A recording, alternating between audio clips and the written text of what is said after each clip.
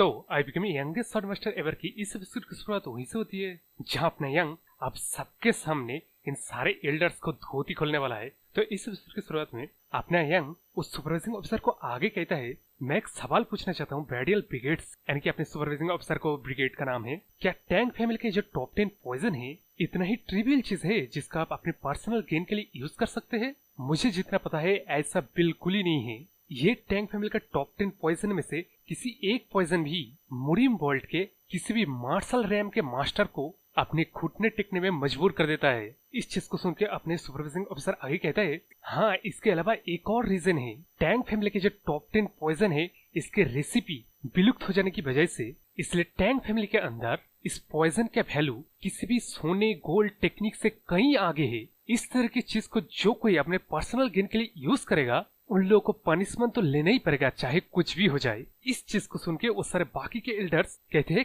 क्या कहा तूने? तेरी हिम्मत कैसे हो गई? तू एक एल्डर को पनिशमेंट देगा? लेकिन इस तरफ अपना यंग इस चीज को सुन के हंसते कहता है, बुड्ढे तेरे पास एल्डर का टाइटल है, इसका मतलब ये नहीं तो इस टैंग फैमिली के रूल के ऊपर है। चलो जो भी हो, तू बुड्ढे ऑनरेबली मरेगा, तो अब तेरे ग्रैंड डॉटर को आफ्टर लाइफ में तेरा इंतजार नहीं करना पड़ेगा। ये बोल के अपने यंग उस बुढ़े एल्डर को पूरी तरह से जला देता है। और ये जलाने के पार किससे आया है? वही फायर ड्रैगन पॉइजन से। मतलब जैसा करोगे वैसा भरोगे। तो अब इस तरफ अपना यंग उसके पावर को इस तरह डेमोन्स्ट्रेट करके कहता है, तुम क्लैन के करप्ट एल्डर्स, तुम्हारे पास कोई क्वालिफिकेशन नहीं है इस फैमिली के हेड को जज करने का। मैं डिसाइड करूंगा मेरा पोजीशन और मेरा अचीवमेंट कौन सा है। इस चीज को देख के अपने सुपरवाइजिंग ऑफिसर भी सोचते है, ये तो सीधा सीधा अपमान है। कौन सा ऐसा बंदा होगा जो इस तरह बोल्डली एल्डर्स को इस तरह बदनाम करेगा? शायद अब सच्ची में इस टैंग फैमिली का फेथ चेंज होगा। लेकिन अब उस तरफ ये वाला एल्डर चिल्ला चिल्ला के बोलता है,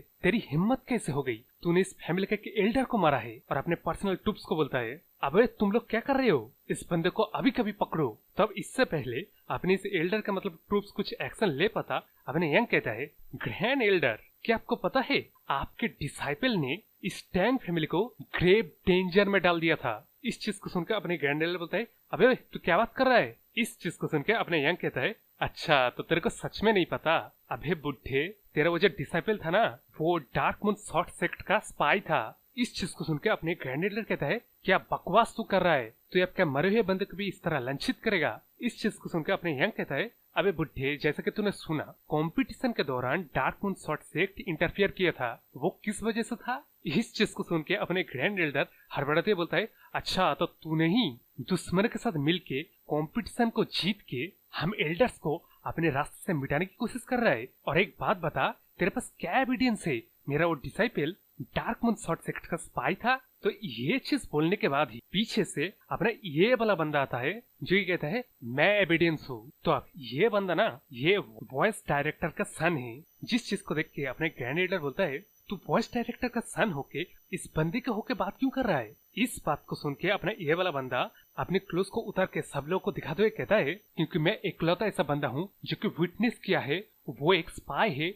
और ये रहा प्रूफ, इन चोटों के निशान को सब लोग देख रहे हो। मैं टांग यांग से मिलने से पहले तुम्हारे स्पाई से लड़ाई कर रहा था जिसने मेरे को ये चोटें दी है। अब तुम जैसे मास्टर लोगों को ये बात समझानी नहीं पड़ेगी कि ये सारे चोटें ना ही पॉइजन आर्ट की मदद से पॉसिबल है और ना ही किसी भी तरह के स्टेल्थ आर्ट की मदद से पॉसिबल है। मैं तब जब लड़ाई कर रहा था तब इस चीज को रियलाइज नहीं किया कि वो बंदा डुअल शॉट टेक्निक का इस्तेमाल कर रहा है। अभी इन बातों को सुन के अपने ग्रैंड एल्डर बोलता है, ये चीज तो गेस करके बता रहा है। लेकिन तभी क्या अपने ये वाला बंदा कहता है, ग्रैंड एल्डर मैंने एक बार देखा था वो बच्चा शॉर्ट टेक्निक की मदद से प्रैक्टिस कर रहा था और इस बच्चे के शरीर में जो सारे चोटे के निशान है तब उस टेक्निक के निशान से काफी मिलता जुलता है। इस चीज को सुन के अपना ये वाला बंदा कहता है, हाँ और तो और मैं एक और बात आप लोगों को बताना चाहूंगा, उसने मेरे को मार डालने से पहले कन्फेस किया था कि वो स्पाई है और खुद को इंट्रोड्यूस किया था मार्क इंकुक बोल के। तो अब ये नाम जब उन लोगों के कानों में पड़ती है ना, वो लोग समझ जाते हैं और लोग मतलब याद आ जाता है। वो लोग कहते हैं, ये नाम तो उस बच्चे का है ना जो कि इलिजिटिमेट चाइल्ड है उस डार्क मून शॉर्ट सेक्ट के लीडर का। तो ये बारे यहाँ तुम लोग कंफ्यूज हुआ था ना, क्योंकि वो जो अपना डार्क मून शॉर्ट सेक्ट का लीडर है ना, वो पहले अपने स्टैंग फैमिली का स्टूडेंट हुआ करता था, जो कि मैंने पहले आपको एपिसोड में बताया। तो ये लोग मतलब उसके बारे में न्यूज रखते थे, इसलिए ये लोग ये भी जानते हैं उस लीडर का इलेजिटिमेट चाइल्ड का नाम भी क्या है। तो अब लोगों की इस तरह बातों को सुन के अपने इस ग्रैंड एल्डर के मुंह को देख रहे हो, लेकिन अब इस तरह बातें अपना यंग इस बंदे को कहता है, मैंने सोचा था मैं तेरे को प्रूफ की तरह यूज करूंगा, लेकिन तू खुद ही सामने आ गया है, इससे मेरा काम काफी आसान हो गया। इस चीज को सुन के अपना ये वाला बंदा कहता है, अरे यार तूने मेरी जान बचाई है, एटलीस्ट मैं ये चीज तो कर ही सकता हूँ थोड़ा बहुत रिपे करने के लिए। इस चीज को सुनकर अपने यंग कहता है, अरे यार तेरा शुक्रिया, तेरी इन बातों की वजह से ना मेरा काम अभी काफी आसान हो गया। तो अब उस तरफ अपने इस ग्रैंड एल्डर को अब सच्ची मुच्ची में समझ में आ जाता है उसका वो डिसाइपल एक स्पाई था, लेकिन अभी वो चीज इम्पोर्टेंट नहीं है। वो अगर इस सिचुएशन से बचना चाहता है ना, तब उसे एक्ट करना पड़ेगा। इसलिए अपने ग्रैंड एल्डर उसके फेलो एल्डर्स को मतलब बाकी के एल्डर्स को बताने लगता है, अबे वो तुम लोग के थर्ड एल्डर के मौत का बदला नहीं लेना चाहते, इस तरह से देखो मत, उसके ऊपर हमला करो, उस बच्चे को पकड़ो। लेकिन तभी क्या अपना यंग पीछे से कहता है, ग्रैंड एल्डर इस तरह बकवास की एक्टिंग करना बंद करो, क्योंकि यार सबके सामने एविडेंस के साथ मैंने प्रूव किया है तू ग्रैंड एल्डर नाम के ऊपर एक धब्बा है, और तेरा ये एक्टिंग और भी ज्यादा उस धब्बे को बड़ा कर रहा है। इस चीज को सुनकर अपने ग्रैंड एल्डर कहता है, मेरा सिचुएशन अलग है, मैं थर्ड एल्डर की तरह नहीं हूँ, मैं एक्चुअली सच्ची मुच्ची में नहीं जानता था वो बच्चा एक स्पाई है। ये बात सुनकर अपने यंग कहता है, अरे यार बुड्ढे, तू एक ग्रैंड एल्डर एक इतने बड़े पोजीशन को होल्ड करता है, तू क्या सच में सोच रहा है तू इस तरह इग्नोरेंस एक्ट करके बच जाएगा? मुझे तो लग रहा है अगर तेरा स्पाई इस टैंग फैमिली का लीडर बन जाता और ये पूरा family dark moon short sect के अंडर भी चला जाता, तब भी तू एक डिस्ग्रेसफुल मैन की तरह इस तरह इग्नोरेंट एक्ट करता। वो बातें छोड़, इस चीज की वजह से तेरे को पनिशमेंट तो लेना पड़ेगा। ये बोल के अपने यंग उस ग्रैंड एल्डर के एक हाथ को ही कर देता है, जिसकी वजह से अपने किंग ऑफ डार्कनेस और उस सुपरवाइजिंग ऑफिसर का मतलब रिएक्शन को देख रहे हो। इस तरह अपना यंग एकदम ट्रूली एक लीडर की तरह बैडअस तरीके से अपने इस ग्रैंड एल्डर को बोलता है, ग्रैंड एल्डर, नॉर्मली इस तरह के क्राइम के लिए तेरे डैंटियन को डिस्ट्रॉय करके मार्शल आर्ट को क्रिपल कर देने की प्रोसीजर चलेगा, लेकिन मेरे पास कोई एविडेंस नहीं है कि तू तेरे स्पाई डिसाइपल के साथ मिला हुआ है, इस वजह से मैंने सिर्फ तेरा एक हाथ ही काटा है। इस चीज को सुनकर अपनाए पे ग्रैंड एल्डर कहता है, आपकी इस मर्सी के लिए शुक्रिया, लेकिन वो अपने मन में सोचता है, मैं ये तक देख नहीं पाया इस बच्चे ने मेरा हाथ कब काटा, क्या ये बच्चा सच में तो क्या ये बच्चा स्वॉर्डमैनशिप में भी स्किल्ड है? नहीं, उसने इस चीज को तो नोटिस नहीं कर पाया कि मैं ब्लीडिंग को रोकने की एक्ट में इस पॉइजन को एक्सट्रैक्ट कर रहा हूँ। तो अब यहाँ अपने ग्रैंड एल्डर जिस पॉइजन को एक्सट्रैक्ट कर रहे हैं ना, वो भी टैंग फैमिली का टॉप 10 पॉइजन में से एक आता है, जो कि कलरलेस, ओडरलेस, टेस्टलेस और एक्सट्रीमली लीथल है। इस पॉइजन का नाम फॉर्मलेस पॉइजन है, और जैसे कि ये पॉइजन का नाम सजेस्ट करता है, ये पॉइजन किसी के शरीर के अंदर जाने के बाद ना तभी उस बंदे को पता चलेगा जब उस बंदे को सिम्टम दिखाई देगा। मतलब समझ रहे हो, वो बंदा मरा कैसे उसको भी पता नहीं चलेगा। तो अब अपने ग्रैंड एल्डर अपने मन में सोचता है, ये वाला जो फॉर्मलेस पॉइजन ना, उसने अपने हाफ लाइफ टाइम तक इस पॉइजन को क्राफ्ट करने में और क्रिएट करने में बिता दिया है, लेकिन फिर भी ये फॉर्मलेस पॉइजन ना आधा अधूरा है। इसके बावजूद अपने ग्रैंड एल्डर सोचता है, मैं तेरे को मार दूंगा और तेरे को पता भी नहीं चलेगा तेरे को कौन मारा है। तू चाहे कितना भी स्किल बंदा क्यों ना है, इस पॉइजन से बचना नामुमकिन है। तो अब यहाँ जैसा कि दिख रहा है, हवाओं की मदद से दिखाने की कोशिश किया गया है, लेकिन एक्चुअली इस पॉइजन को ना ही तो देखा जा सकता है, ना ही सूंघ के बताया जा सकता है, क्योंकि ये पॉइजन ओडरलेस है, और ना ही ये पॉइजन इमीडिएटली बंदे के ऊपर इफेक्ट दिखाता है। इस पॉइजन का खासियत ही यही तो है कि ये पॉइजन बंदे के शरीर में जाने के बाद, बंदे के शरीर में इफेक्ट लेने के बाद सिम्टम से पता चलता है उस बंदे को पॉइजन दिया गया है। लेकिन क्या अपने यंग तो द गोट है, द चैट है, वो एक्चुअली पॉइजन को कंज्यूम करता है अपने इंटरनल एनर्जी को बढ़ाने के लिए। तो मतलब उसे पता चल जाता है, तब वो कहता है, बुड्ढे एल्डर तू सच में कुछ भी करेगा? हाँ, ये बोल के ही अपना यंग उस ग्रैंड एल्डर के बाएं हाथ को भी काट देता है, जिस चीज को देख के अपने ये वाला एल्डर कहता है, ये चीज करने का मीनिंग क्या है? आपने तो अभी कहा उसका पनिशमेंट वहीं पे खत्म होता है, लेकिन तभी इसके बात को काट के अपना ये वाला एल्डर कहता है, एल्डर जरा रुकिए, ग्रैंड एल्डर के काटे हुए हाथ को जरा देखिए। तो जिसका मतलब दिख रहा है अपने इस ग्रैंड एल्डर के हाथ में वो मतलब पॉइजन लग गया है, और वो पॉइजन का सीसी भी, जिसकी वजह से अपने ग्रैंड एल्डर वो काटा हुआ हाथ के ऊपर भी मतलब सिम्टम दिखाई दे रहा है। इस तरह अपना यंग उस ग्रैंड एल्डर के सामने जो ये कहता है, सच में आप ग्रैंड एल्डर नाम के ऊपर तो एक धब्बा है, लेकिन आपने जो ये किया ना, इस तरह ब्लड फ्लो को रोकना दिखा के एक कावड़ की तरह पॉइजन अटैक करना, ये तो डिस्ग्रेसफुल हरकतें से भी नीचे वाला हरकत है। तब इस तरह इन बातों को सुन के अपने ग्रैंड एल्डर समझ जाता है। वो कहता है, प्लीज प्लीज फैमिली हेड, मेरी बात को तो सुनिए। लेकिन क्या अपना यंग कहता है, ग्रैंड एल्डर टैंग सक्जंग, आपने फैमिली हेड को मारने की कोशिश किया है और इस टैंग फैमिली को ग्रेट खतरे में डाला है, जिसके पनिशमेंट के तौर पे मैं आपको एक ट्रेडर घोषित करता हूँ और इस फैमिली के ट्रेडर को हमेशा मौत मिलता है। ये बोलकर अपने यंग फाइनली ग्रैंड एल्डर के सर को ही कर देता है। इसके बाद अपने यंग उन बाकी एल्डर्स को कहता है, तुम सारे के सारे एल्डर्स इस टैंग फैमिली के रूल के ऊपर नहीं हो। आज के बाद से अगर तुम में से कोई भी इस टैंग फैमिली के रूल को तोड़ के अपने पोजीशन का फायदा उठाते हुए कुछ अगर इधर उधर करने की कोशिश किया ना, तब मैं खुद पर्सनली तुम सब लोगों पर मैं मेरा जजमेंट दूंगा। और तुम सभी लोगों जो यहाँ मौजूद है, सुन रहे मुझे, मैं जानता हूँ टैंग फैमिली अभी डिक्लाइन में जा रहा है। ये कहना गलत नहीं होगा कि टैंग फैमिली किसी भी मोमेंट में टूट के बिखर सकता है, लेकिन फिर भी इस सिचुएशन में मैं चीज प्रॉमिस कर सकता हूँ तुम लोगों से, मेरे होते हुए इस टैंग फैमिली के एक भी मेंबर को कोई इविल सेक्ट या कोई डिमोनिक कल्ट नुकसान नहीं पहुंचाएगा। इसलिए मैं तुम सभी लोगों को एक और बार कह रहा हूँ, इस सिसवान जमीन पे तुम लोगों का पीसफुली और शांति से जीने का जिम्मेदारी मैं लूंगा। तो बताओ तुम सब लोग मुझे फैमिली हेड के तौर पे एक्नॉलेज करोगे या नहीं? तो यार इस स्पीच के बाद कौन मतलब डिक्लाइन करेगा? तो अब वहां से सीन शिफ्ट होके हमें रात का सीन दिखाया जाता है और अपने यंग के पुराने घर को दिखाया जाता है, जहाँ ये बुढ़िया अपने यंग के मदर को बताता है किस तरह अपने यंग ने फैमिली हेड बनने के कंपटीशन को जीत लिया है, और उस स्पीच के बाद किस तरह सारे के सारे बंदे हमारे यंग को फैमिली हेड के तौर पे एक्नॉलेज भी किया है। वहाँ पे मौजूद एल्डर्स, सारे क्लैन लोग हमारे यंग के सपने घुटने टेक के अपने रिस्पेक्ट शो किए थे। तब इन बातों को सुन के अपना यंग का मदद तो एकदम भावुक हो जाता है। वो मतलब और भी डिटेल में सुनना चाह रहा है कि अपने यंग ने क्या क्या किया है। लेकिन अभी वहां से सीन शिफ्ट होके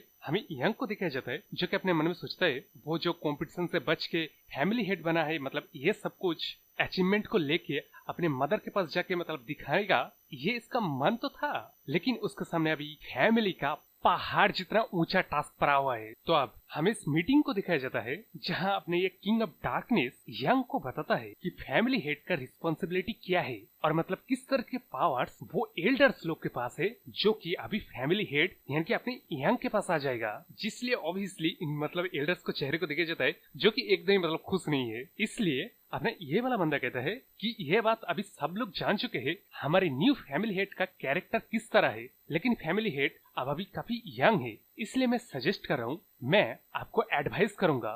जिस चीज को सुन के अपने यंग समझ जाता है ये वाला एल्डर फैमिली के बारे में काफी फिक्र करता है, जो कि उनके बातों में दिखाई भी दे रहा है। इसलिए अपने यंग रिप्लाई करता है, मैं आपकी बातों के ऊपर ध्यान रखूंगा। तो इस एल्डर का नाम वो एल्डर है, तो सच्चे मुच्चे में इस एल्डर का नाम वो एज है जिसको मैं वो ही बुलाऊंगा। लेकिन अपने यंग यह ये भी सोचता है, ये एल्डर्स मेरी उम्र कम और एक्सपीरियंस ना होने की एक्सक्यूज देके बस अपने पावर को होल्ड करके रखना चाहता है। इसलिए अपने यंग किसको क्या पोजीशन मिलेगा और किसको कौन सा अथॉरिटी दिया जाएगा, ये डिस्कस करते हैं। तो अभी पूरी मीटिंग में क्या क्या हुआ, वो जो फायर ड्रैगन पॉइजन था ना, जिसको सच्ची मुच्ची में स्मगल करके ले जाया गया था, ये प्रूव मिला। इसलिए टैंग फैमिली का 10 ग्रेड पॉइजन का अथॉरिटी पॉइजन हॉल को चला गया। इसके बाद एक के बाद एक एल्डर्स के पास कई सारे अथॉरिटी को ले लिया गया। लेकिन अभी एल्डर्स के पास उनके खुद के मिलिट्री फोर्सेस जो है ना, बहुत सारे अपने ट्रूप्स वो उनके अंडर ही अपनी यंग ने दिया। लेकिन उन ट्रूप्स का बजट टैंग फैमिली नहीं देगा, बल्कि ये सारे एल्डर्स अपने पर्सनल बजट से देगा।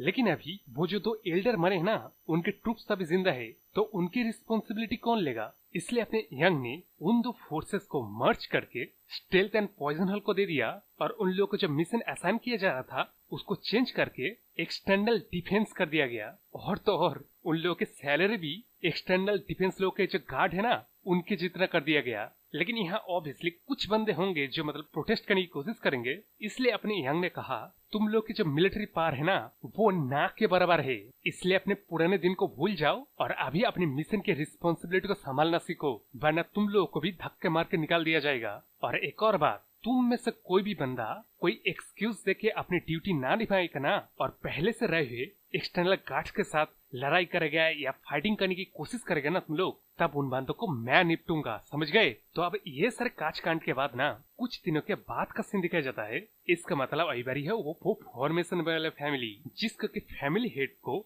अपनी यंग ने बुलावा दिया था, और ये फॉर्मेशन वाला बंदा और उसके फैमिली का हेड अपनी यंग के पास आया है। तो अब हमारे फेवरेट चोम की तरह बात है, जो कि अपने मन में सोचता है इस यंग के बच्चे ने फोर्स का इस्तेमाल करके एल्डर ऑफ काउंसिल को कहीं का नहीं छोड़ा। तो कंपटीशन के दौरान क्या क्या हुआ है और ये फॉर्मेशन वाला फैमिली क्या एडवांटेज गेन करते हैं, इसको बाहर निकल के मतलब खाली हवा में गाली देना है, जिसको अगर लोग सुनेंगे तो इन लोगों को ही कुत्ता बोलेंगे। इसके बावजूद अपने चोमू एक चीज तो सही सोचता है कि वो अगर सही सलामत जिंदा रहना चाहता है ना, उसका नेक्स्ट शब्द जो मुंह से निकलेगा वो सोच समझ वाला होना चाहिए। लेकिन इस तरफ अपना यंग अब फाइनली हमें दिखाया जाता है टैंग फैमिली के हेड के क्लोज में, जो कि कहता है मैं इन कुछ दिनों में कुछ ज्यादा ही बिजी चल रहा था, इसलिए मैंने आप लोगों को निग्लेक्ट किया, लेकिन यहाँ आप लोगों को मैंने एक रीजन के लिए बुलाया है। तो अब यहाँ अपने चोमू यंग को टैंग फैमिली के हेड के क्लोज में देख के मतलब पहचान ही नहीं पा रहा, एकदम चौंक गया है। जिस चीज को देख के अपने यंग कहता है अरे वो फॉर्मेशन वाला बंदे, तू क्या मेरे को भूल रहा है, मैं वही टैंग हूँ। एक्चुअली मेरे सबऑर्डिनेट फैमिली हेड के तौर पे क्लोजिंग किस तरह करना चाहिए, क्या कुछ करना चाहिए,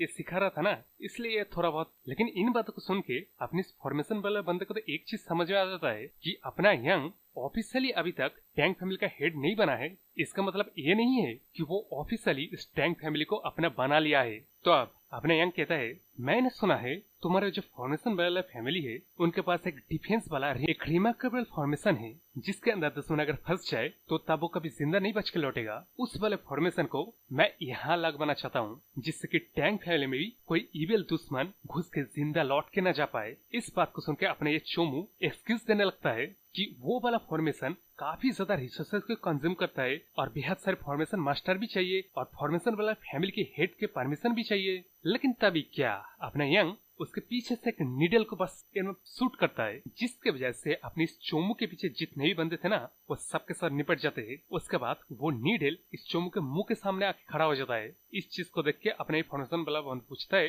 फैमिली हेड अभी क्या कर रहे हैं? लेकिन तभी क्या अपने यंग बताता है अबे चोमू तेरे को क्या लगा मुझे पता नहीं चलेगा तेरे और साइको बच्चे के प्लान क्या था, और मुझे ये भी पता है तेरा वो डील क्या था, और तो और मुझे ये भी पता है तुम लोग अगर चाहते ना तब डार्क मून शॉर्ट सेक्ट के वो इन्वेजन को तुम रोक सकते थे। इसलिए मैं ज्यादा कुछ नहीं कहूंगा, बस मेरे डिमांड को पूरा करो और फॉर्मेशन वाले फैमिली के अंदर जिस तरह के डिफेंस फॉर्मेशन को लगाया गया है उस सिमिलर फॉर्मेशन को टैंक फैमिली के मेन रेसिडेंट के अंदर लगाया जाएगा, समझ गया। इस चीज को सुन के अपने चोमू कुछ कहने की कोशिश करता है, लेकिन तभी क्या अपने यंग कहता है अबे चोमू तेरे को सच में लग रहा है मैं ये चीज करने के लिए तेरे को सजेस्ट कर रहा हूँ, ये एक ऑर्डर है और तूने से टैंक फैमिली के इस रूल के बारे में जरूर सुना होगा। हम लोग हमारे गर्जेस को 10 फूल चुकाते हैं, इस वजह से टैंक फैमिली के अंदर वो एल्डर्स भी गए और अभी मैं सिर्फ 3 गिनूंगा। इसी बीच मुझे पॉजिटिव आंसर चाहिए वरना मैं टैंक फैमिली में खुद जाऊंगा। उसके बाद क्या होगा